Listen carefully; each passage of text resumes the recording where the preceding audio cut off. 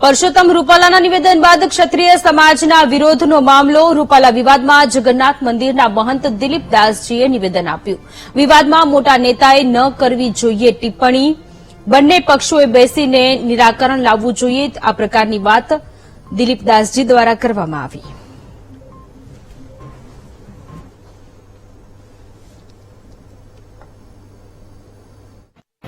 જેવી રીતે કે અખિલ ભારતીય સંઘ સમિતિ અને સૌ સંતો અને વિશ્વ હિન્દુ પરિષદ દ્વારા સૌ સંતોએ અપીલ કરવામાં આવી છે કે બંને પક્ષે સમજૂતીથી શાંતિથી આની બેઠક કરી અને સારો નિર્ણય લાવી શાંતિમય કાર્ય થાય એવી સૌ સંતોના હૃદયની લાગણી છે।